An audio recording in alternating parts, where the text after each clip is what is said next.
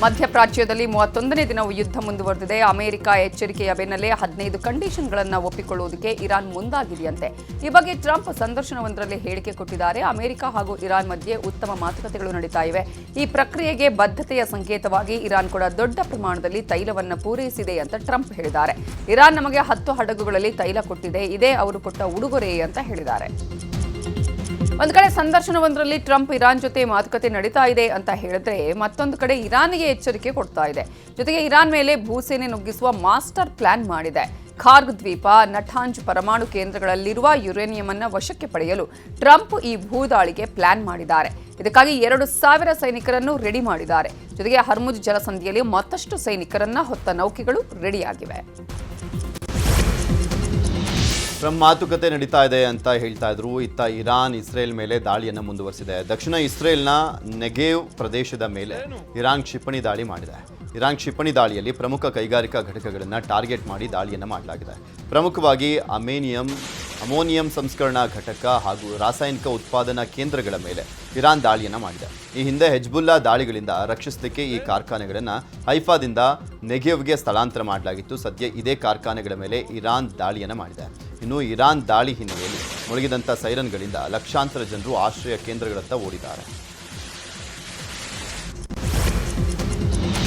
Iran ಹಾಗೂ America ವಾಯುನೆಲೆಗಳ ಮೇಲೆ Iran ದಾಳಿ ಮಾಡ್ತಿದ್ದು, ಈ ಮಧ್ಯೆ ಯುಎಸ್ ನೆಲೆಗಳಿರುವ ಕುವೈತ್ ಮೇಲೆಯೂ ಇರಾನ್ ದಾಳಿ ಮಾಡ್ತಿದೆ.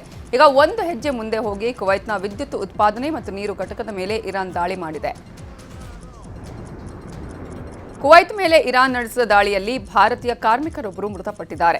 ಇರಾನ್ ದಾಳಿಯಲ್ಲಿ ಕುವೈತ್ನ ಪವರ್ ಸ್ಟೇಷನ್ ಮತ್ತು ಜಲಸ್ಥಾವರಗಳು ಹಾನಿಗೆ ಒಳಗಾಗಿದ್ದು, ಅಲ್ಲಿ ಕೆಲಸ ಮಾಡುತ್ತಿದ್ದ ಒಬ್ಬ ಭಾರತೀಯ ಉದ್ಯೋಗಿ ಮೃತಪಟ್ಟಿದ್ದಾರೆ. ಈ ಬಗ್ಗೆ ಕುವೈತ್ನ ವಿದ್ಯುತ್ ಮತ್ತು ನೀರು ಸರಬರಾಜು ಸಚಿವಾಲಯವು ಅಧಿಕೃತವಾಗಿ ಖಚಿತಪಡಿಸಿದೆ. ಇನ್ನು ಕುವೈತ್ನಲ್ಲಿ ಮೃತಪಟ್ಟ ಭಾರತೀಯನಿಗೆ ಕುವೈತ್ನಲ್ಲಿರುವ ಭಾರತೀಯ ರಾಯಭಾರ ಕಚೇರಿ ಶೋಕ ವ್ಯಕ್ತಪಡಿಸಿದೆ. ಇರಾನ್ ಮೇಲೆಯೂ ಕೂಡ ಇಸ್ರೇಲ್ ಭೀಕರ ದಾಳಿಯನ್ನು ಮಾಡ್ತಾ ಇದೆ. ಇರಾನ್ನ ಕೊಂಡಾಬ್ನಲ್ಲಿರುವಂಥ ಇರಾನ್ನ ವಿದ್ಯುತ್ ಸ್ಥಾವರ ಮತ್ತು ನೀರಿನ ಘಟಕದ ಮೇಲೆ ದಾಳಿಯನ್ನು ಮಾಡಿದೆ. ಈ ಬಗ್ಗೆ ಅಂತಾರಾಷ್ಟ್ರೀಯ ಪರಮಾಣು ಶಕ್ತಿ ಸಂಸ್ಥೆ ಮಾಹಿತಿಯನ್ನು ಕೊಟ್ಟಿದೆ. ಇರಾನ್ನ ಅರಾಕ್ನಲ್ಲಿರುವಂಥ ನೀರಿನ ಘಟಕದ ಮೇಲೂ ಕೂಡ ಇಸ್ರೇಲ್ ಮಿಲಿಟರಿ ದಾಳಿಯನ್ನು ಮಾಡಿದೆ. ಹಿಜ್ಬುಲ್ಲಾ ಉಗ್ರರ ಬೇಟೆ ಮುಂದುವರೆದಿದೆ ಅಂತ ಇಸ್ರೇಲ್ ಹೇಳಿದೆ. ಈ ಬಗ್ಗೆ ಇಸ್ರೇಲ್ ವಿಡಿಯೋವೊಂದನ್ನು ರಿಲೀಸ್ ಮಾಡಿದೆ. ಎಕ್ಸ್ನಲ್ಲಿ ಇಸ್ರೇಲ್ ಮಾಡಿರುವಂಥದ್ದು ವಿಡಿಯೋವನ್ನು. ಅದರಲ್ಲಿ ಇಸ್ರೇಲ್ ಡಿಫೆನ್ಸ್ ಫೋರ್ಸ್ ವಿಡಿಯೋವೊಂದನ್ನು ಎಕ್ಸ್ನಲ್ಲಿ ಪೋಸ್ಟ್ ಮಾಡಿದ್ದು, ಲೆಬ್ನಾನ್ನಲ್ಲಿ ಇಸ್ರೇಲ್ ದಾಳಿ ಮುಂದುವರೆದಿದೆ.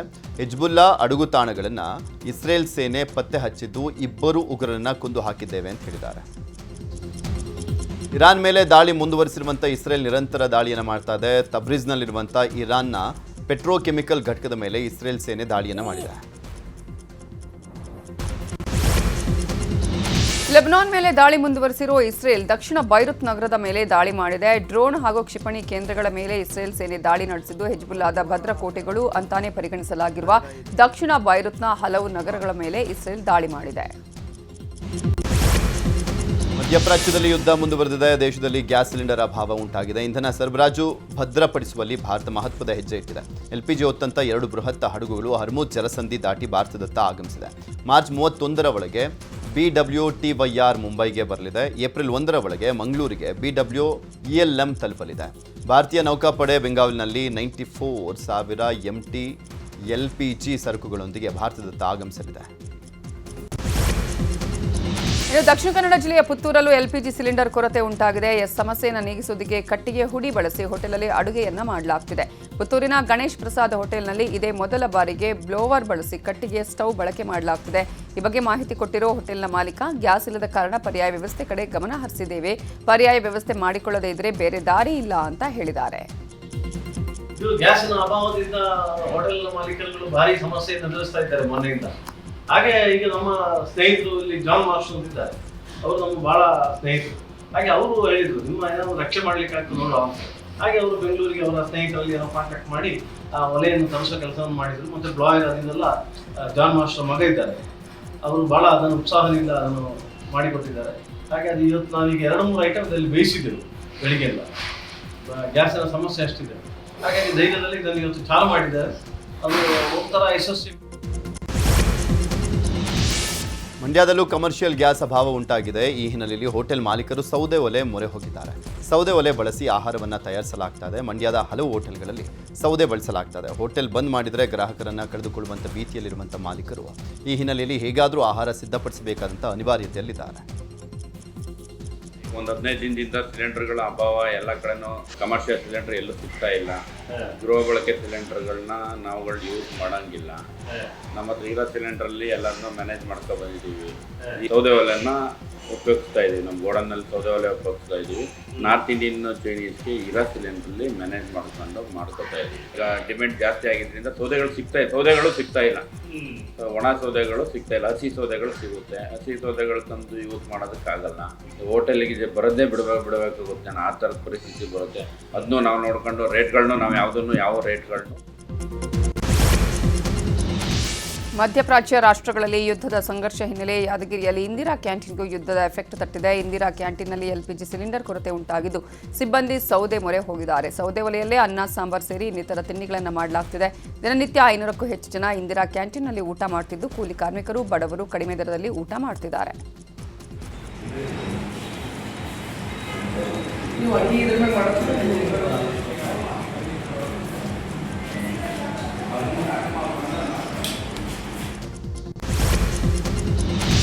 ಮಧ್ಯಪ್ರಾಚ್ಯ ದೇಶಗಳಲ್ಲಿ ಯುದ್ಧ ಹಿನ್ನೆಲೆಯಲ್ಲಿ ದೇಶದಾದ್ಯಂತ ಗ್ಯಾಸ್ ಸಿಲಿಂಡರ್ ಕೊರತೆ ಉಂಟಾಗಿದೆ. ಚಿತ್ರದುರ್ಗದ ಹೊಳಲ್ಕೆರೆ ಪಟ್ಟಣದಲ್ಲೂ ಗ್ಯಾಸ್ ಸಿಲಿಂಡರ್ ಸಮಸ್ಯೆ ಉಂಟಾಗಿದ್ದು ಗ್ಯಾಸ್ ಏಜೆನ್ಸಿ ಮುಂದೆ ಜನ ಸಾಲುಗಟ್ಟಿ ನಿಂತಿದ್ದಾರೆ.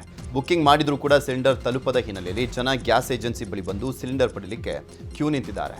ಖಾಲಿ ಸಿಲಿಂಡರ್ ತಂದು ಸರದಿ ಸಾಲಿನಲ್ಲಿ ಜನ ನಿಂತಿದ್ದು ಸಿಲಿಂಡರ್ ಕೊಡುವಂತೆ ಮನವಿಯನ್ನು ಮಾಡ್ತಿದ್ದಾರೆ. ದಕ್ಷಿಣ ಕನ್ನಡ ಜಿಲ್ಲೆಯ ಮಂಗಳೂರಲ್ಲೂ ಆಟೋ ಚಾಲಕರು ಗ್ಯಾಸ್ ಇಲ್ಲದೆ ಪರದಾಡ್ತಾ ಇದ್ದಾರೆ. ಗ್ಯಾಸ್ ಸಿಗದೆ ಆಟೋ ಚಾಲಕರು ಗ್ಯಾಸ್ ಬಂಕ್ ಮುಂದೆ ಕ್ಯೂ ನಿಂತಿದ್ದಾರೆ. ಮಂಗಳೂರಿನ ಬಲ್ಮಠ ರಸ್ತೆಯಲ್ಲಿರುವ ಗೋ ಗ್ಯಾಸ್ ಆಟೋ ಏಜೆನ್ಸಿ ಬಂಕ್ ಮುಂದೆ ಆಟೋಗಳು ಸಾಲುಗಟ್ಟಿ ನಿಂತಿವೆ. ಒಂದು ಗಂಟೆ ಆಯಿತು. ಅಬೌಟ್ ಸಾಧಾರಣ ಒಂದೂವರೆ ಕಿಲೋಮೀಟರ್ ದೂರದಿಂದ ಇನ್ನೂ ಕೂಡ ಲೈನ್ನಲ್ಲಿ ಇದ್ದೇನೆ. 15-20ಕ್ಕೆ ಆಗ್ಬೋದು. ಇದು ಬೆಳಿಗ್ಗೆನಂದುಂಟು ಇದು. ಮತ್ತು ಯಾವ ಕಡೆ ಕೂಡ ಗ್ಯಾಸ್ ಇಲ್ಲ, ಖಾಲಿ ಇದೊಂದು ಮಾತ್ರ. ನಾವು ಏನು ಮಾಡಿದ್ರೆ ಈಗ ಗ್ಯಾಸಿಗೆ ಹಾಕಬೇಕು. ಎರಡು ದಿನ ಕಾಯಿ ಮುಗಿಯಿತು, ಆದರೆ ಸಿಗುವುದಿಲ್ಲ ಟೈಮ್. ಅಲ್ಲಿಂದ ಬಂದು ಇಲ್ಲಿ ಬಂತು. ಅಲ್ಲಿ ಎಲ್ಲಿ ಪಂಪ್ ಅಲ್ಲಿಲ್ಲ. 4-7 ಪಂಪ್ ಉಂಟು, ಎಲ್ಲಿ ಪಂಪು ಇಲ್ಲ. ಇದೊಂದಲ್ಲಿ ಉಂಟು. ಇಲ್ಲಿ ನಾವು ಬಂದು 2-3 ಗಂಟೆ ತನಕ ಕಾಯ್ತಾ ಇದ್ದೇವೆ. ಬಾಡಿಗೆ ಮಾಡೋದು ಹೇಗೆ? ಹೀಗೆ ನಿಲ್ಲಬೇಕು ಲೈನಲ್ಲಿ. ಬಾಡಿಗೆ ಆಗೋದು ಸಾಧ್ಯ ಇದಿಲ್ಲ, ಚಾನ್ಸ್ ಇಲ್ಲ. ಒಂದು ಗಂಟೆ ಆಯಿತು. ಉತ್ತರ ಕನ್ನಡ ಜಿಲ್ಲೆಯ ಕುಮಟಾದಲ್ಲೂ ಆಟೋ ಚಾಲಕರಿಗೆ ಗ್ಯಾಸ್ ಅಭಾವ ತಟ್ಟಿದೆ. ಕುಮಟಾದ ಅಳವೆಕೋಡಿಯಲ್ಲಿರೋ ಟೋಟಲ್ ಗ್ಯಾಸ್ ಬಂಕ್ ಮುಂದೆ ಆಟೋಗಳು ಗ್ಯಾಸ್ ತುಂಬಿಸೋದಕ್ಕೆ ಕ್ಯೂ ನಿಂತಿವೆ. ಗ್ಯಾಸ್ ಕಡಿಮೆ ಹಿನ್ನೆಲೆ ಒಂದು ಆಟೋಗೆ ಕೇವಲ 500 ರೂಪಾಯಿಗೆ ಮಾತ್ರ ಗ್ಯಾಸ್ ತುಂಬಿಸಲಾಗ್ತಿದೆ.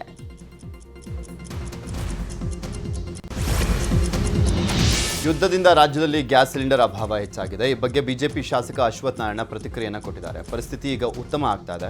ವಾಣಿಜ್ಯ ಸಿಲಿಂಡರ್ಗಳ ಪ್ರಮಾಣ ಹೆಚ್ಚು ಮಾಡಿದ್ದಾರೆ. ಕಷ್ಟಕರ ಪರಿಸ್ಥಿತಿಯಲ್ಲೂ ಕೇಂದ್ರ ಸರ್ಕಾರ ಪರಿಸ್ಥಿತಿ ಉತ್ತಮವಾಗಿ ನಿಭಾಯಿಸ್ತಾ ಇದೆ.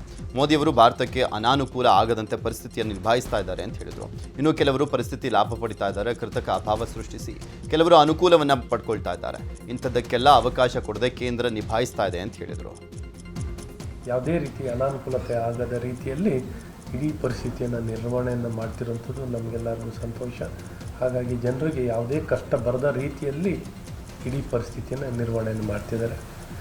ಇದು ಏನೂ ಸಮಸ್ಯೆ ಆಗದ ರೀತಿಯಲ್ಲಿ ಎಲ್ಲರಿಗೂ ಗ್ಯಾಸ್ ಸಿಲಿಂಡರ್ಗಳು ಸಿಗೋ ರೀತಿಯಲ್ಲಿ ಈ ಪರಿಸ್ಥಿತಿಯನ್ನು ಅಡ್ವಾಂಟೇಜ್ ತೊಗೊಳ್ಳೋಕ್ಕೆ ಕೆಲವರು ಇದ್ದಾರೆ. ಇದನ್ನೇ ಪರಿಸ್ಥಿತಿ ಅಡ್ವಾಂಟೇಜ್ ತೊಗೊಳ್ಳೋವಂಥ ಜನ ಬ್ಲ್ಯಾಕ್ ಮಾರ್ಕೆಟರ್ಸು ಸ್ಕೇರ್ಸಿಟಿಯನ್ನು ಭಯನ ಹುಟ್ಟಿಸಿ ಭಯದ ವಾತಾವರಣನ ಕೊರತೆ ಇದೆ ಅನ್ನುವಂಥ ವಾತಾವರಣ ನಿರ್ಮಾಣ ಮಾಡಿ ಇದರ ಅನುಕೂಲ ಮತ್ತು ಲಾಭ ಪಡೆಯುವಂಥ ಜನಗಳು ಇದ್ದಾರೆ. ಇದಕ್ಕೆ ಯಾವುದಕ್ಕೂ ಅವಕಾಶವನ್ನು ಮಾಡಿಕೊಡದೆ ಯಾವುದಕ್ಕೂ ಕೊರತೆ ಬರಲ್ಲ ಅಂತ ನಮ್ಮೆಲ್ಲರ ನೆಚ್ಚಿನ ಪ್ರಧಾನಮಂತ್ರಿಗಳು ಭಾಳ ಸ್ಪಷ್ಟವಾಗಿ ದೇಶಕ್ಕೆ ಬಹಿರಂಗವಾಗಿ ತಿಳಿಸಿರುವಂಥದ್ದು. ರಾಜ್ಯದಲ್ಲಿ ಅಡುಗೆ ಅನಿಲ ಅಭಾವ ಹಿನ್ನೆಲೆ ಆಹಾರ ಸಚಿವ KH ಮುನಿಯಪ್ಪ ಸಿಎಂ ಸಿದ್ದರಾಮಯ್ಯ ಅವರನ್ನ ಭೇಟಿಯಾಗಿದ್ದಾರೆ. ಪ್ರಸ್ತುತ ರಾಜ್ಯದಲ್ಲಿನ ಸಿಲಿಂಡರ್ ಸಮಸ್ಯೆ ಬಗ್ಗೆ ಸಿಎಂ ಸಿದ್ದರಾಮಯ್ಯ ಅವರ ಜೊತೆ ಚರ್ಚೆ ಮಾಡಿದ್ದಾರೆ. ಕಾವೇರಿ ನಿವಾಸದಲ್ಲಿ ಭೇಟಿಯಾಗಿ ಅಡುಗೆ ಅನಿಲದ ಸಮಸ್ಯೆ ಬಗ್ಗೆ ಹಲವು ವಿಚಾರಗಳ ಬಗ್ಗೆಯೂ ಮಾಹಿತಿ ಕೊಟ್ಟಿದ್ದಾರೆ. ಅಲ್ಲದೆ ಇಂಧನ ಸಮಸ್ಯೆ ಬಗ್ಗೆ ಸಾರಿಗೆ ಸಚಿವ ರಾಮಲಿಂಗಾರೆಡ್ಡಿಯೂ ಮಾತಾಡಿದ್ದಾರೆ. ಕೆಎಸ್ಆರ್ಟಿಸಿಗೆ ಸದ್ಯ ಯಾವುದೇ ಸಮಸ್ಯೆ ಇಲ್ಲ. ಕೆಎಸ್ಆರ್ಟಿಸಿಯ 4 ನಿಗಮಕ್ಕೂ ಏನು ತೊಂದರೆ ಆಗಿಲ್ಲ. ಯುದ್ಧ ಹೀಗೆ ಮುಂದುವರಿದರೆ ಮುಂದೆ ಸಮಸ್ಯೆ ಆಗಬಹುದು ಅಂತ ಹೇಳಿದ್ದಾರೆ. ತಕ್ಷಣಕ್ಕೆ ನಮ್ಮ KSRTC 4 ಕಾರ್ಪೊರೇಷನ್ಗೆ ಈಗ ಡೀಸೆಲಿಂದ ಏನೂ ಸಮಸ್ಯೆ ಆಗ್ತಿಲ್ಲ. ಹೀಗೆ ಯುದ್ಧ ಇನ್ನೂ ಮುಂದುವರೆದ್ರೆ ಏನಾದರೂ ಆಗ್ಬೋದೇನೋ. ಸರಿಯಾಗಿ ಪೂರೈಕೆ ಆಗ್ತಾ ಇದೆ ಸರ್. ಈಗ ತಕ್ಷಣಕ್ಕೆ ಏನು ತೊಂದರೆ ಇಲ್ಲ. ಮಧ್ಯಪ್ರಾಚ್ಯದಲ್ಲಿ ಯುದ್ಧ ಮುಂದುವರೆದಂತೆ ಭಾರತದಲ್ಲಿ ತೈಲದ ದರ ಏರಿಕೆ ಆಗ್ತದೆ. ಶೆಲ್ ಪೆಟ್ರೋಲ್ ಬಂಕ್ಗಳಲ್ಲಿ ಮತ್ತೆ ಪೆಟ್ರೋಲ್ ಮತ್ತು ಡೀಸೆಲ್ ದರ ಏರಿಕೆಯಾಗಿದೆ. ಕಳೆದ 15 ದಿನಗಳಲ್ಲಿ 3ನೇ ಬಾರಿ ಪೆಟ್ರೋಲ್ ಮತ್ತು ಡೀಸೆಲ್ ದರ ಏರಿಕೆಯಾಗಿದೆ. ಸಾಮಾನ್ಯ ಪೆಟ್ರೋಲ್ ಡೀಸೆಲ್ ದರವು ಏರಿಕೆಯಾಗಿದೆ. 1 ಲೀಟರ್ಗೆ 122.42 ರೂಪಾಯಿ ಹಾಗೂ ಪ್ರೀಮಿಯಂ ಡೀಸೆಲ್ ಪ್ರತಿ ಲೀಟರ್ಗೆ 108.50 ರೂಪಾಯಿ ದರ ಏರಿಕೆಯಾಗಿದೆ. ಬಾಗಲಕೋಟೆ ಉಪಚುನಾವಣೆ ಕಣ ರಂಗೇರಿದೆ. ಬಾಗಲಕೋಟೆ ಅಖಾಡದಲ್ಲಿ ಸಿಎಂ ಸಿದ್ದರಾಮಯ್ಯ ಇಂದು ಭರ್ಜರಿ ಪ್ರಚಾರವನ್ನು ಮಾಡ್ತಿದ್ದಾರೆ. ಬಾಗಲಕೋಟೆಯ ಸುತ್ತಗುಂಡಾರ ಗ್ರಾಮದಲ್ಲಿ ಸಿಎಂ ಸಿದ್ದರಾಮಯ್ಯ ತಮ್ಮ ಅಭ್ಯರ್ಥಿ ಉಮೇಶ್ ಮೇಟಿ ಪರ ಪ್ರಚಾರವನ್ನು ಮಾಡ್ತಿದ್ದಾರೆ. ಬೈಕ್ ರ್ಯಾಲಿ ಮೂಲಕ ಸಿಎಂ ಸಿದ್ದರಾಮಯ್ಯ ಹಾಗೂ ನಾಯಕರನ್ನ ಸ್ವಾಗತಿಸಲಾಯಿತು. ಬಾಗಲಕೋಟೆ ಬೈ ಎಲೆಕ್ಷನ್ ಅಖಾಡ ರಂಗೇರಿದ್ದು ಇವತ್ತು ಬಿಜೆಪಿ ಅಭ್ಯರ್ಥಿ ವೀರಣ್ಣ ಚರಂತಿಮಠ ಭರ್ಜರಿ ಕ್ಯಾಂಪೇನ್ ಮಾಡಿದ್ರು. ಬೆಳಗ್ಗೆಯೇ ದೀಪಂ ಕಾಲೋನಿಯಲ್ಲಿ ಬಿಜೆಪಿ ಅಭ್ಯರ್ಥಿ ವೀರಣ್ಣ ಚರಂತಿಮಠ ಕ್ಯಾಂಪೇನ್ ನಡೆಸಿದ್ದಾರೆ. ಪ್ರಚಾರಕ್ಕೂ ಮುನ್ನ ಸತ್ಯನಾರಾಯಣ ದೇವಸ್ಥಾನಕ್ಕೆ ಭೇಟಿ ಕೊಟ್ಟು ಪೂಜೆಯನ್ನು ಸಲ್ಲಿಸಿದ್ದಾರೆ. ಬಾಗಲಕೋಟೆ ಅಭ್ಯರ್ಥಿ ಪರ ಬಿಜೆಪಿ ರಾಜ್ಯಾಧ್ಯಕ್ಷ ಬಿವೈ ವಿಜೇಂದ್ರ ಪ್ರಚಾರ ಮಾಡಿದ್ರು. ಬಾಗಲಕೋಟೆಯ ಹಲವು ವಾರ್ಡ್ಗಳಲ್ಲಿ ವಿಜೇಂದ್ರ ತಮ್ಮ ಅಭ್ಯರ್ಥಿಯ ಪರ ಮತಯಾಚನೆ ಮಾಡಿದ್ರು. ಬಾಗಲಕೋಟೆ ಹಳೇನಗರದಲ್ಲಿ ಪ್ರಚಾರದ ಬಳಿಕ ಸಮುದಾಯವಾರು ಸಭೆ ಮಾಡ್ತಿದ್ದಾರೆ. ವಿದ್ಯಾಗಿರಿಯಲ್ಲಿರೋ ಬಾಲಾಜಿ ಮಂದಿರದಲ್ಲಿ ಹಾಲು ಮತ ಸಮುದಾಯದ ಅವರ ಜೊತೆಗೆ ಸಭೆಯನ್ನ ಮಾಡಿದ್ದಾರೆ ವಿಜೇಂದ್ರ. ಇನ್ನು ಬಾಗಲಕೋಟೆಯಲ್ಲಿ ಪ್ರಚಾರದ ವೇಳೆ ವಿಜೇಂದ್ರ ಅಚ್ಚರಿಯ ಹೇಳಿಕೆ ಕೊಟ್ಟಿದ್ದಾರೆ. ಎರಡೂ ಕ್ಷೇತ್ರಗಳಲ್ಲೂ ಬಿಜೆಪಿ ಅಭ್ಯರ್ಥಿಗಳ ಪರ ಕಾಂಗ್ರೆಸ್ ಪಕ್ಷದವರು ಕೆಲಸ ಮಾಡ್ತಿದ್ದಾರೆ ಅಂತ ಹೇಳಿದ್ದಾರೆ. ಈ ಬಗ್ಗೆ ನಾನು ಪ್ರಾಮಾಣಿಕವಾಗಿ ಹೇಳ್ತಿದ್ದೀನಿ, ಉಡಾಫೆಯಿಂದ ಹೇಳ್ತಿಲ್ಲ. ಕಾಂಗ್ರೆಸ್ ಪಕ್ಷದವರು ನಮಗೆ ಒಳಗೊಳಗೆ ಸಹಕಾರ ಕೊಡ್ತಿದ್ದಾರೆ. ಹಾಗೆ ಬಿಜೆಪಿ ಅಭ್ಯರ್ಥಿ ಗೆಲುವಿಗೆ ಯಾರೇ ಕೆಲಸ ಮಾಡಿದ್ರು ನಾನು ಸ್ವಾಗತಿಸ್ತೇನೆ ಅಂತ ಹೇಳಿದ್ದಾರೆ. ಭಾರತೀಯ ಜನತಾ ಪಾರ್ಟಿ ಅಭ್ಯರ್ಥಿನ ಗೆಲ್ಲಿಸಬೇಕು ಅಂತೇಳಿ ಕಾಂಗ್ರೆಸ್ ಪಕ್ಷದವರು ಕೆಲಸ ಮಾಡ್ತಾ ಇದಾರೆ ಎರಡೂ ಕ್ಷೇತ್ರದಲ್ಲಿ. ನಾನು ಪ್ರಾಮಾಣಿಕವಾಗಿ ಹೇಳ್ತಾ ಇದ್ದೀನಿ. ನಾನು ಸುಮ್ಮನೆ ನಿಮ್ಗೆ ಹೇಳಕ್ಕೆ ಸುಮ್ಮನೆ ಉಡಾಫೆಯಾಗಿ ನಮ್ಮ ಮಾತನ್ನ ಹೇಳ್ತಿಲ್ಲ. ಕಾಂಗ್ರೆಸ್ ಪಕ್ಷದವರು ಇವತ್ತು ಒಳಗೆ ನಮ್ಗೆ ಸಹಕಾರ ನೀಡ್ತಾ ಇದ್ದಾರೆ. ಹಂಗೆ ಬಿಜೆಪಿ ಅಭ್ಯರ್ಥಿ ಗೆಲ್ಲಿಸ್ಬೇಕು ಅಂತೇಳಿ ಯಾರೇ ಕೆಲಸ ಮಾಡಿದ್ರು ನಾನು ಸ್ವಾಗತ ಮಾಡ್ತೇನೆ. ಬಾಗಲಕೋಟೆನಲ್ಲಿ ಬೇರೆ ಬೇರೆ ಹರಿಕತೆಗಳು ಹೇಳ್ಕೊಂಡು ಇಲ್ಲಿ ಹಣ ಬಲ ತೋಳ್ಬಲವನ್ನ ಬಳಸ್ಕೊಂಡು ಅಧಿಕಾರದ ದುರ್ಬಳಕೆಯನ್ನ ಮಾಡಿಕೊಂಡು ಇಲ್ಲಿ ದಬ್ಬಾಳಿಕೆ ಮಾಡಬೇಕು ಅಂತ ಹೇಳಿದ್ದು ಕಾಂಗ್ರೆಸ್ ಪಕ್ಷ ಹುನ್ನಾರ ನಡೆಸ್ತಾ ಇದೆ. ಆದರೆ ಬಾಗಲಕೋಟೆಯ ಪ್ರಜ್ಞಾವಂತ ಮತದಾರರು ಈಗಾಗಲೇ ನಿರ್ಧಾರ ಮಾಡಿದ್ದಾರೆ. ಭಾರತೀಯ ಜನತಾ ಪಾರ್ಟಿಗೆ ಆಶೀರ್ವಾದನ ಮಾಡ್ತಾರೆ. ನಮ್ಮ ವೀರಣ್ಣ ಚರಂತಿಮಠ ಅವರು ರಾಜ್ಯದಲ್ಲಿ ದಾವಣಗೆರೆ ಹಾಗೂ ಬಾಗಲಕೋಟೆ ಉಪಚುನಾವಣೆ ಭರಾಟೆ ಜೋರಾಗಿದೆ. ಈ ಮಧ್ಯೆ ಸಚಿವ ಎಸ್ ಮಲ್ಲಿಕಾರ್ಜುನ್ ಮಾತಿಂದ ಸಚಿವ ಜಮೀರ್ ಅಹಮದ್ ಖಾನ್ ಅಸಮಾಧಾನಗೊಂಡ್ರಾ ಅನ್ನುವಂಥ ಪ್ರಶ್ನೆ ಮೂಡಿದೆ. ರಾಜ್ಯದ ಉಪಚುನಾವಣೆ ಬಿಟ್ಟು ಕೇರಳದ ಚುನಾವಣೆ ಕಡೆ ಸಚಿವ ಜಮೀರ್ ಅಹಮದ್ ಖಾನ್ ಗಮನ ಹರಿಸಿದ್ದಾರೆ. ಕೇರಳದ 33 ವಿಧಾನಸಭೆ ಕ್ಷೇತ್ರಗಳ ಚುನಾವಣಾ ಉಸ್ತುವಾರಿ ಜವಾಬ್ದಾರಿ ಹೊತ್ತು ಪ್ರಚಾರಕ್ಕೆ ಮುಂದಾಗಿದ್ದಾರೆ. ಆದರೆ ಇದುವರೆಗೂ ರಾಜ್ಯ ಉಪಚುನಾವಣೆ ಪ್ರಚಾರದ ಬಗ್ಗೆ ಮನಸ್ಸು ಮಾಡಿಲ್ಲ ಅಂತ ಹೇಳಲಾಗ್ತಾ ಇದೆ. ಉಪಚುನಾವಣೆ ಪ್ರಚಾರಕ್ಕೆ ಬರುವಂತೆ ಈಗಾಗಲೇ ಸಿಎಂ ಸಿದ್ದರಾಮಯ್ಯ ಸೂಚನೆ ಕೊಟ್ಟಿದ್ದು ಕೊನೆಯ 2 ದಿನಗಳ ಪ್ರಚಾರ ಮಾಡುವ ಸಾಧ್ಯತೆ ಇದೆ ಅಂತ ಹೇಳಲಾಗ್ತಾ ಇದೆ. ಎರಡು ಕ್ಷೇತ್ರಗಳ ಉಪಚುನಾವಣೆಯಲ್ಲಿ ಕಾಂಗ್ರೆಸ್ ಗೆಲುವು ಸಾಧಿಸಲಿದೆ ಅಂತ ಶಾಸಕ ಡಾಕ್ಟರ್ ಅಜಯ್ ಸಿಂಗ್ ವಿಶ್ವಾಸ ವ್ಯಕ್ತಪಡಿಸಿದ್ದಾರೆ. ಈ ಬಗ್ಗೆ ಕಲಬುರಗಿಯಲ್ಲಿ ಮಾತಾಡಿರುವ ಅಜಯ್ ಸಿಂಗ್, ಪಕ್ಷದ ಗ್ಯಾರಂಟಿ ಯೋಜನೆಗಳೇ ನಮಗೆ ಕೈ ಹಿಡಿಯಲಿವೆ. 1,20,000 ಕೋಟಿ ರೂಪಾಯಿ ಗ್ಯಾರಂಟಿಗೆ ಬಳಸ್ತಾ ಇರುವ ರಾಷ್ಟ್ರದ ಏಕೈಕ ಸರ್ಕಾರ ಅಂದ್ರೆ ನಮ್ಮದು. ಅದೇ ರೀತಿ ಕೇರಳ ಚುನಾವಣೆಯಲ್ಲೂ ಕಾಂಗ್ರೆಸ್ ಜಯಭೇರಿ ಬಾರಿಸಲಿದೆ ಎಂದಿದ್ದಾರೆ. ಎರಡೂ ಬೈ ಎಲೆಕ್ಷನಲ್ಲಿ ದಾವಣಗೆರೆ ಬಾಗಲಕೋಟಲ್ಲಿ ನಮ್ಮ ಪಕ್ಷ ಕಡ್ಡಾಯವಾಗಿ ನಾವು ಎರಡೂ ಗೆಲ್ತೀವಿ. ಮತ್ತು ಪ್ರಚಂಡ ಬಹುಮತದಿಂದ ಗೆಲ್ತೀವಿ. ಅದರಲ್ಲಿ ಎರಡು ಮಾತೇ ಇಲ್ಲ. ನಮ್ಮ ಕಾಂಗ್ರೆಸ್ ಪಕ್ಷದ ನಮ್ಮ ಏನು ಗ್ಯಾರಂಟಿಗಳು ನೇರವಾಗಿ ಹಳ್ಳಿಯಲ್ಲಿರ್ತಕ್ಕಂಥ ಕಡೆಕಟ್ಟ ಮನುಷ್ಯನಿಗೆ ಮುಟ್ತಕ್ಕಂಥ ಕೆಲಸ ನಮ್ಮ ಪಕ್ಷ ಮಾಡಿದೆ. ಅಭಿವೃದ್ಧಿ ಕೆಲಸ ಮಾಡ್ತಾ ಇದೆ. ಎಲ್ಲ ರೀತಿಯಿಂದ ತಾವು ನೋಡಿದ್ರೆ ಖಂಡಿತವಾಗಿ ಎರಡೂ ಇದರಲ್ಲಿ ನಾವು ಗೆಲ್ತೀವಿ. ಪಿನಾರಿ ವಿಜಯನ್ ವಿರುದ್ಧ ಒಂದು ಅಲೆ ಇದೆ. ಖಂಡಿತವಾಗಿ ಈ ಬಾರಿ ನಮ್ಮ LDF ಖಂಡಿತವಾಗಿ ಅಧಿಕಾರಕ್ಕೆ ಬಂದೇ ಬರ್ತಾರೆ. ರಾಜ್ಯದ ಉಪಚುನಾವಣಾ ಅಖಾಡಕ್ಕೆ ಮಾಜಿ ಮುಖ್ಯಮಂತ್ರಿ ಹಾಗೂ ಕೇಂದ್ರ ಸಚಿವ ಎಚ್.ಡಿ. ಕುಮಾರಸ್ವಾಮಿ ಎಂಟ್ರಿ ಆಗ್ತಿದ್ದಾರೆ. ಏಪ್ರಿಲ್ 4 ಮತ್ತು 5ರಂದು ಕೇಂದ್ರ ಸಚಿವ ಎಚ್.ಡಿ. ಕುಮಾರಸ್ವಾಮಿ ಪ್ರಚಾರ ಮಾಡಲಿದ್ದಾರೆ. ಏಪ್ರಿಲ್ 4ರಂದು ದಾವಣಗೆರೆ ದಕ್ಷಿಣ ವಿಧಾನಸಭೆ ಕ್ಷೇತ್ರ ಹಾಗೂ ಏಪ್ರಿಲ್ 5ರಂದು ಬಾಗಲಕೋಟೆಯಲ್ಲಿ ಬಿಜೆಪಿ ಅಭ್ಯರ್ಥಿಗಳ ಪರ ಎಚ್.ಡಿ.ಕೆ ಪ್ರಚಾರ ಮಾಡ್ತಾ ಇದ್ದಾರೆ. ಹುಬ್ಬಳ್ಳಿ ನವನಗರದಲ್ಲಿರುವಂತಹ ಕಮರ್ಷಿಯಲ್ ಟ್ಯಾಕ್ಸ್ ಕಚೇರಿ ಮೇಲೆ ಲೋಕಾಯುಕ್ತ ಅಧಿಕಾರಿಗಳು ದಾಳಿಯನ್ನು ಮಾಡಿದ್ದಾರೆ. ಹುಬ್ಬಳ್ಳಿಯ commercial tax audit DC Bharat Hegde Lokayukta ಬಲೆಗೆ ಬಿದ್ದಿದ್ದಾರೆ. 6 ಲಕ್ಷ ಲಂಚ ಪಡೆಯುವಾಗ ಲೋಕಾಯುಕ್ತ ಬಲೆಗೆ DC Bharat Hegde red hand ಆಗಿ ಸಿಕ್ಕಿಬಿದ್ದಿದ್ದಾರೆ. ವಿಶ್ವನಾಥ್ ನಾಯಕ್ ಎಂಬ ಪೆಟ್ರೋಲ್ ಬಂಕ್ ಮಾಲೀಕನಿಗೆ 60 ಲಕ್ಷ GST ಹಣ ಕಟ್ಟಬೇಕು ಅಂತ ಭರತ್ ಹೆಗಡೆ ನೋಟಿಸ್ ಅನ್ನು ಕೊಟ್ಟಿದ್ರು. ಅಷ್ಟು ಹಣ ಕಟ್ಟಲಿಕ್ಕೆ ಆಗದಿದ್ರೆ 10 ಲಕ್ಷ ಹಣ ನೀಡುವಂತೆ ಲಂಚಕ್ಕೆ ಡಿಮ್ಯಾಂಡ್ ಮಾಡಿದ್ರು. ಈ ಬಗ್ಗೆ ವಿಶ್ವನಾಥ್ ಲೋಕಾಯುಕ್ತಕ್ಕೆ ದೂರನ್ನು ಕೊಟ್ಟಿದ್ರು. ಇಂದು 6 ಲಕ್ಷ ಲಂಚ ಪಡೆಯುವಂತ ಸಂದರ್ಭದಲ್ಲಿ ಭರತ್ ಸಿಕ್ಕಿಬಿದ್ದಿದ್ದಾನೆ. ಹಳೆ ಹುಬ್ಬಳ್ಳಿ ಜನರಿಗೆ ಹೆರಿಗೆ ಮತ್ತು ಜನರಲ್ ಆಸ್ಪತ್ರೆಯ ಸಮಸ್ಯೆ ತಲೆದೂರಿದೆ. 7 ವರ್ಷ ಕಳೆದರೂ ಕೂಡ ಆಸ್ಪತ್ರೆ ಕಾಮಗಾರಿ ಇನ್ನೂ ಕೂಡ ಮುಗಿದಿಲ್ಲ. 16 ಕೋಟಿ ಖರ್ಚು ಮಾಡಿದರೂ ಕೂಡ ರಿಪೇರಿ ಕೆಲಸ ಆಗಿಲ್ಲ. ಪಾಲಿಕೆ ಒಡೆತನದ ಆಸ್ಪತ್ರೆಯನ್ನ ಸರ್ಕಾರ ತೆಗೆದುಕೊಳ್ತಾ ಇದ್ರು, ಪಾಲಿಕೆ ಆಸ್ಪತ್ರೆಯನ್ನ ಬಿಟ್ಕೊಡ್ತಾ ಇಲ್ವಂತೆ. ಹೆರಿಗೆ ಮತ್ತು ಜನರಲ್ ಆಸ್ಪತ್ರೆಗೆ ಕೇವಲ OPDಗೆ ಸೀಮಿತವಾಗಿದ್ದು, ಬೀಳುವಂತ ಹಂತದಲ್ಲಿರುವಂಥ ಕಟ್ಟಡದಲ್ಲೇ ಚಿಕಿತ್ಸೆ ನೀಡಲಾಗ್ತಾ ಇದೆ.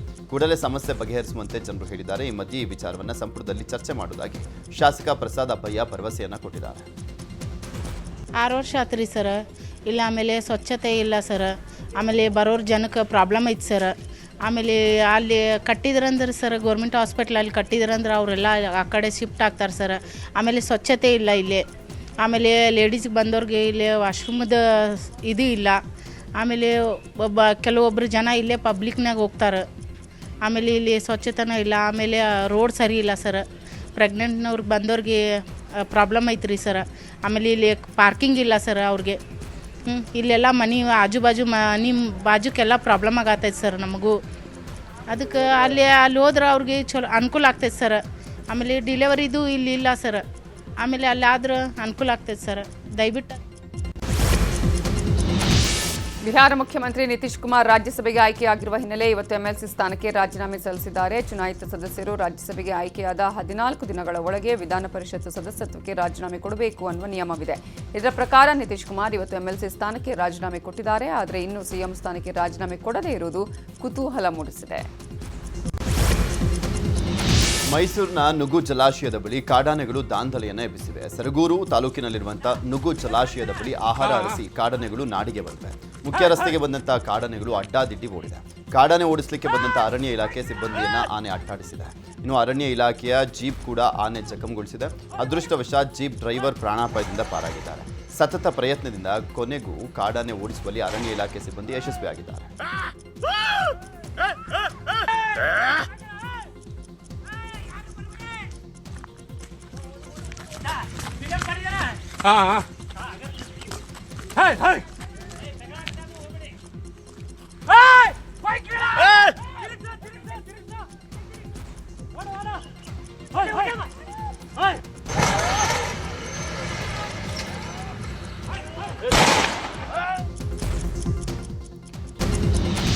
ಶಿವಮೊಗ್ಗದ ಸೋಗಾನಿಯಲ್ಲಿ ಇರುವ ಏರ್ಪೋರ್ಟ್ಗೆ ಏಕಾಏಕಿ ಕರಡಿ ನುಗ್ಗಿದ್ದು, ಕಾಜಿನಕಟ್ಟೆಯ ಜ್ಯೋತಿನಗರದಿಂದ ಏರ್ಪೋರ್ಟ್ಗೆ ಕರಡಿ ಎಂಟ್ರಿ ಕೊಟ್ಟಿದೆ. ಕರಡಿ ನುಗ್ತಾ ಇದ್ದಂತೆ ವಿಮಾನ ನಿಲ್ದಾಣದ ಸಿಬ್ಬಂದಿ ಅಲರ್ಟ್ ಆಗಿದ್ದಾರೆ. ಕೂಡಲೇ ಅರಣ್ಯ ಇಲಾಖೆಗೆ ಮಾಹಿತಿ ಕೊಟ್ಟರು. ಸ್ಥಳಕ್ಕಾಗಮಿಸಿದಂತಹ ಅರಣ್ಯ ಇಲಾಖೆ ಸಿಬ್ಬಂದಿ ಕರಡಿಯನ್ನ ಅರವಳಿಕೆ ಚುಚ್ಚುಮದ್ದು ಕೊಟ್ಟು ಯಶಸ್ವಿಯಾಗಿ ಸೆರೆ ಹಿಡಿದಿದ್ದಾರೆ.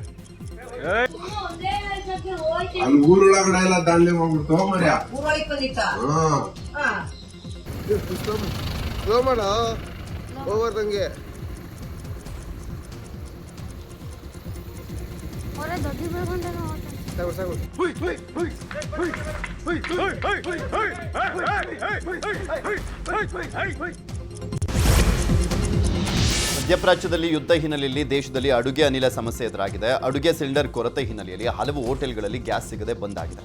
ಇದಕ್ಕೆ ಪರಿಹಾರ ಕಂಡುಕೊಳ್ಳಿಕ್ಕೆ ಲೋರ್ಮನ್ ಕಿಚನ್ ಸಲಕರಣೆಗಳ ಕಂಪನಿ ಮುಂದಾಗಿದ್ದು, ಹಲವು ರೀತಿಯ ಇಂಡಕ್ಷನ್ ಅಡುಗೆ ಸಲಕರಣೆಗಳನ್ನು ತಯಾರಿಸ್ತಾ ಇದೆ. ಈ ಬಗ್ಗೆ ಲೋರ್ಮನ್ ಕಿಚನ್ ಸಲಕರಣೆಗಳ ಕಂಪನಿಯ ಡಾಕ್ಟರ್ ಮೌಳಿ ಮಾತನಾಡಿ, ಇಂಡಕ್ಷನ್ ಅಡುಗೆ ವ್ಯವಸ್ಥೆ ಪರಿಸರ ಸ್ನೇಹಿ ಮತ್ತು ಅವುಗಳ ಇಂಧನ ದಕ್ಷತೆ ಅತಿ ಹೆಚ್ಚಿನದು ಅಂತ ಹೇಳಿದರು. ಇಂಡಕ್ಷನ್ ಬಳಕೆಯಿಂದ LPG ಹಾಗೂ ಇತರ ಪೆಟ್ರೋಲಿಯಂ ಇಂಧನಗಳ ಮೇಲಿನ ಅವಲಂಬನೆ ಕಡಿಮೆ ಆಗುತ್ತೆ ಅಂತ ಹೇಳಿದರು. ಇದೇ ವೇಳೆ ಇಂಡಕ್ಷನ್ ಪ್ರಾಡಕ್ಟ್ ಮೇಲಿನ GSTಯನ್ನು ಶೂನ್ಯಕ್ಕೆ ಇಳಿಸಬೇಕು ಹಾಗೂ ವಾಣಿಜ್ಯ ಬಳಕೆದಾರರಿಗೆ ಈ ತಂತ್ರಜ್ಞಾನವನ್ನು ಕೈಗೆಟುಕುವಂತೆ ಮಾಡಬೇಕು ಅಂತ ಒತ್ತಾಯ ಮಾಡಿದರು. ನಾವು ಇಂಡಕ್ಷನ್ ಬೇಸ್ಡ್ ಕುಕಿಂಗ್ ಎಕ್ವಿಪ್ಮೆಂಟ್ಸ್ನ ತಯಾರಿ ಮಾಡ್ತಾಯಿದ್ದೀವಿ. ಸುಮಾರು 12 ವರ್ಷದಿಂದ ಇದನ್ನು ಮಾಡ್ತಾಯಿದ್ದೀವಿ. ಈ LPG ಬಿಕೆಟ್ ಇವಾಗ ಏನು ವೆಸ್ಟ್ ಏಷ್ಯಾ ಕಾನ್ಫ್ಲಿಕ್ಟಿಂದ ಬಂದಿದೆ, ಇದಕ್ಕೆ ಬದಲಾಗಿ ನಾವು ಇಂಡಕ್ಷನ್ ಒಲೆಗಳನ್ನ ಕೊಡ್ಬೋದು. ಇದು ಎಲೆಕ್ಟ್ರಿಸಿಟಿಯಿಂದ ಕೆಲಸ ಮಾಡುತ್ತೆ. ಎಲ್ಲಿ ಎಲೆಕ್ಟ್ರಿಸಿಟಿ ಅವೈಲೇಬಲ್ ಇದೆಯೋ ನಾವು ಈ ಇಂಡಕ್ಷನ್ಸ್ನ ಅಲ್ಲಿ ಉಪಯೋಗಿಸ್ಕೋಬೋದು. ಇದು ಫ್ಲೇಮ್ ಫ್ರೀ ಕಿಚನ್ ಅಂತ ಕರೆಯೋದ್ರಿಂದ ಇದರಲ್ಲಿ ಯಾವುದೇ ರೀತಿ ಬೆಂಕಿ ಬರಲ್ಲ. ಬೆಂಕಿ ಬರದಿದ್ದ ಕಾರಣ ಏನೇ ಅನಾಹುತಗಳಾಗೋ ಚಾನ್ಸಸ್ ಇಲ್ಲ.